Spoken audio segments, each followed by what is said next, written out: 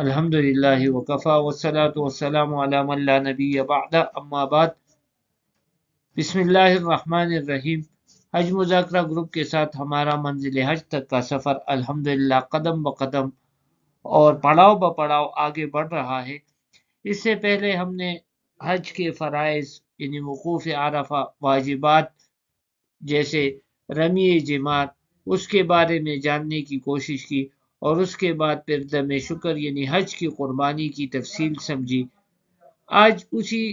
حج کی قربانی جو حج کے واجبات میں سے تیسرا واجب ہے، اس کی مزید تھوڑی سی تفصیل سمجھنے کی کوشش کریں گے کہ حج کی قربانی یعنی دم شکر کے طریقے کتنے ہیں اور کون کون سے طریقے اختیار کیے جا سکتے ہیں۔ تو یاد رکھیں، حج کی قربانی یعنی دم شکر کے مندرجہ ذیل طریقے اختیار کیے جا سکتے ہیں۔ سب سے پہلے اور جو سب سے بہترین طریقہ ہے وہ یہ ہے کہ جو سرکاری قربان گاہ ہے اور منا ہی کے اندر ہے، وہاں جا کر قربانی کی جائے۔ اس کا طریقہ یہ ہوگا کہ رمی جمارات کے بعد یا تو براہ راست سیدھا اپنے کیمپ جائے بغیر مذبح خانہ چلے جائے بندہ، اور یا یہ کہ منا کے کیمپ میں آ کر کچھ دیر آرام کرنے کے بعد حاجی صاحب خود اکیلے یا اپنے ساتھیوں کے گروپ کے ساتھ منا کے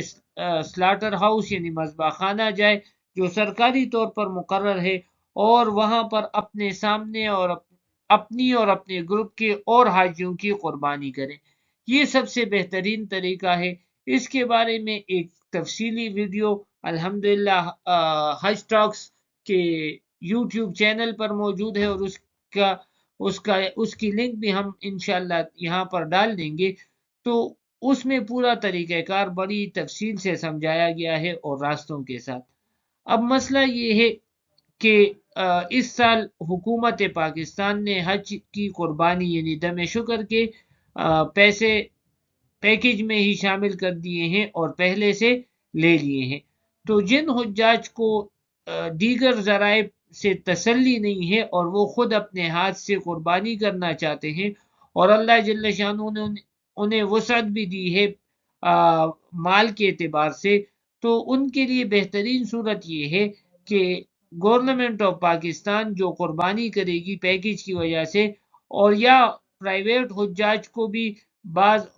کمپنیوں نے وہ یہ ان پر لازم کیا ہے کہ آپ نے ہمارے پاس پیسے جمع کروانے ہیں، تو وہ یہ کر سکتے ہیں کہ وہ قربانی جو گورنمنٹ آف پاکستان کرے گی یا ان کے ہاتھ سرکاری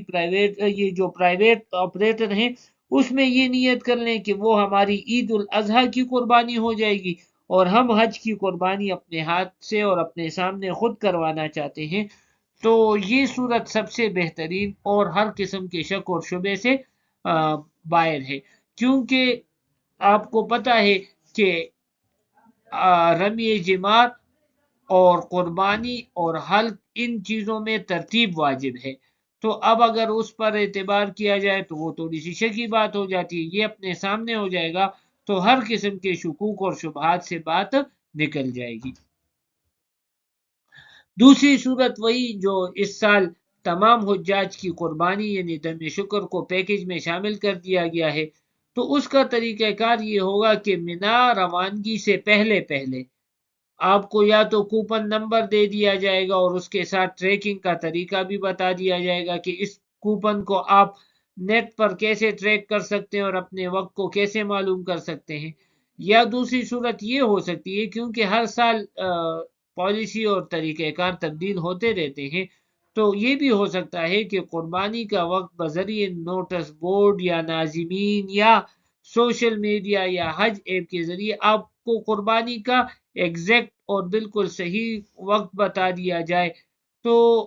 اس صورت میں اگر کوپن نمبر دیا گیا ہو اور ٹریکنگ میں تصدیق ہو گئی یا آپ کو وقت بتایا گیا ہو اور وہ مقررہ وقت ہو جائے، تو بھی احتیاطاً اس کے 1-2 گھنٹے مزید انتظار کرنے کے بعد آپ حلق یا قصر کروا سکتے ہیں۔ مثلا حکومت نے آپ کو 11 بجے بتائے ہیں، آپ 12 بجے بھی نہ کریں، 1 بجے حلق کر لیں، یا کوپن پہ آپ نے ٹریک کر لیا، ٹریکنگ سسٹم نے بتا دیا کہ آپ کی قربانی ہو گئی، 1 بجے ہو گئی، 2 بجے ہو گئی، تو احتیاطاً آپ 2 گھنٹے بعد حلق یا قصر کروا لیں تاکہ شک اور شبہ سے بات خارج ہو جائے۔ تیسری صورت یہ ہے کہ اگر مثال کے طور پر آپ کے پرائیویٹ آپریٹر نے، منظم نے آپ سے قربانی کے پیسے نہیں لیے اور آپشن آپ کا نہیں رکھا، تو آپ ایسا بھی کر سکتے ہیں کہ وہاں پر سعودی گورنمنٹ کی طرف سے رجسٹر ادارے ہیں اور ان کے کوپن وہاں پر دستیاب ہوتے ہیں، جیسے کہ آپ کو تصویر میں نظر آ رہا ہے کوپن الازاہی کے نام سے ان کا ایک ادارہ ہے۔ پچھلے سالوں میں ان کا ریٹ 720 ریال تھا۔ آپ ان سے بھی کوپن لے کر وہی پھر اس کے ٹریکنگ کے ذریعے وہ اپنا ٹائم معلوم کر سکتے ہیں، لیکن اکثر کوپن میں ٹائم 10 بجے کا لکھا ہوتا ہے، لیکن ہو سکتا ہے کہ قربانی اس سے کچھ آگے پیچھے ہو جائے۔ تو اس لیے مشورہ یہی ہے کہ آپ جب ٹریک کر لیں اور وہ آپ کو بتا دیں کہ بھئی قربانی ہو گئی، تصدیق ہو گئی، تو بھی احتیاطاً 1-2 گھنٹے تاخیر سے آپ حلق کر لیں تاکہ شک اور شبہ سے بات نکل جائے۔ لیکن یہاں پر آپ کو ایک بہت بڑی احتیاط کی ضرورت ہے۔ سعودی اداروں سے جو کوپن جاری ہوتے ہیں وہ 3 طرح کے کوپن جاری ہوتے ہیں۔ ایک ہدی یعنی دم شکر، ایک اضاحی یعنی عید کی قربانی، اور ایک صدقہ دم شکر، اس کو ہدی کہتے ہیں۔ تو آپ نے یہ خیال کرنا ہے کہ آپ نے ہدی ہی کی کوپن لینی ہے، اور کوپن پر ہدی لکھا ہوا ہونا اور اس کی تصدیق ضروری ہے۔ اگر آپ نے مطلب اضاحی کا کوپن لے لیا یا دم کا لے لیا، کیونکہ بعض لوگ اپنے دم بھی اضاحی یہ جو ادارہ ہے اس سے کرواتے ہیں، تو اس میں پھر گڑبڑ ہونے کا امکان ہے۔ تو آپ نے اس میں یہ احتیاط کرنی ہے کہ ہدی یعنی دم شکر ہی کا کوپن لینا ہے، اضاحی یا دم کا کوپن نہیں لینا، ورنہ پھر گڑبڑ ہو سکتی ہے۔ اور چوتھا ایک غیر مناسب طریقہ یہ ہے کہ مکہ مکرمہ میں موجود کچھ ایجنٹ ہوتے ہیں، پاکستانی بھی ہوتے ہیں، بنگلہ دیش اور مختلف ممالک کے ہو سکتے ہیں، وہ حجاج کے پاس بلڈنگز میں آ کر کہتے ہیں کہ ہم آپ کو 720 ریال کے بجائے 400، 450، 500 میں قربانی کرا کے دے سکتے ہیں، اور اس میں تقریباً 90% سے زیادہ فراڈ اور دھوکہ ہوتا ہے۔ یہ 400 حاجیوں سے پیسے لیتے ہیں، 20 قربانیاں کرتے ہیں، سب کو ویڈیوز اور تصاویر شیئر کر دیتے ہیں کہ جی بس آپ کی قربانی ہو گئی۔ تو ایک تو اب حکومت کی طرف سے، سعودی حکومت کی طرف سے ان کے اوپر حد سے زیادہ سختی کی گئی ہے۔ پچھلے سالوں میں بھی سختی تھی، لیکن اس سال اس کے لیے ان کا پروگرام یہ ہے کہ کیمروں اور ڈرون کے ذریعے سے ان کی نگرانی کی جائے گی تاکہ پرائیویٹ طور پر کسی قسم کی قربانی نہ کی جا سکے، اور جو کریں گے ان کے خلاف سخت ایکشن اور جرمانے اور سزا شروع کیے جا سکتے ہیں۔ لہٰذا آپ حضرات سے گزارش ہے کہ چند پیسوں کے بچانے کے لیے اپنے حج کی قربانی کو ضائع ہونے سے بچائیں، اور خوب اطمینان کر لیں کہ